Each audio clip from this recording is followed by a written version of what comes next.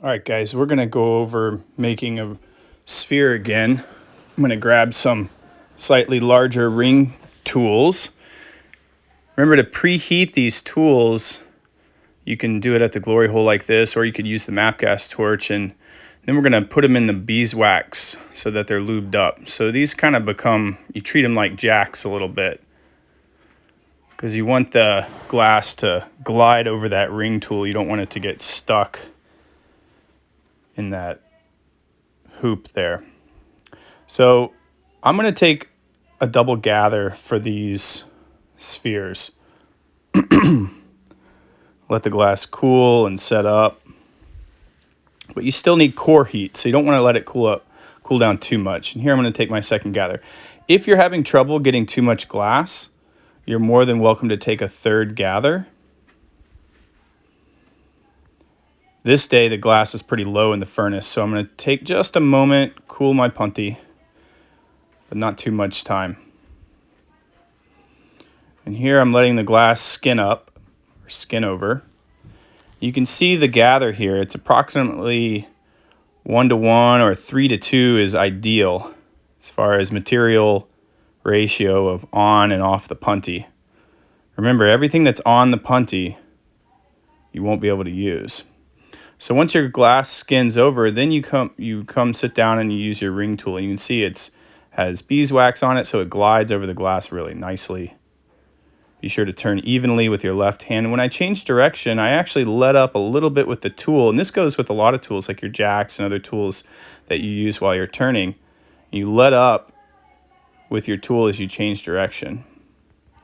And you can see that the ring tool creates a little bit of a jack line for me, but I'm going to finish it up with my jacks. And notice the angle. I'm necking the glass out. I'm creating a neck in that jack line. That way we have a nice break-off point. You can see that my, just by virtue of turning, my glass actually got a little elliptical shaped.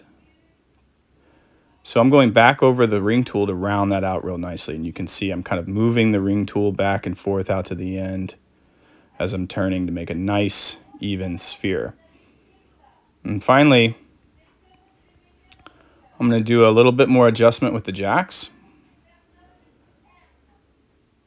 Kind of make that a nice point. I'm going to chew on it a little bit with the straight shears. And you can see that I've left a little bit of material there. We talked about this in the cold shop the other day. Left a little material to actually grind away with the belt sander. And that way I can grind it down to a sphere. So here I've let it cool down. Just a little bit of a tap with the tweezers, pop it off into the loading tool there, and gently just roll it right into the annealer. And be careful of other people's work. You don't want to hit it with your glass, and also you want to be quick in and out.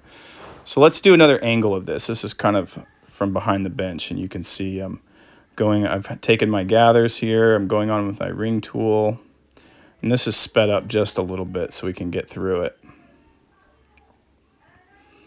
You can see that if you choose the right ring tool, it makes a jack line for you almost. You just kind of have to do a little bit of adjustments with your jacks, squeezing that down. The core heat of the glass, when turning back and forth, if you have the right core heat, it can make your glass turn a little elliptical or out of round. And so that's why I go back on and do that adjustment with the ring tool. So just be aware of that. Here I'm chewing that jack line down. And then finally we're ready to let it cool just a bit, and we'll pop it off into the annealer.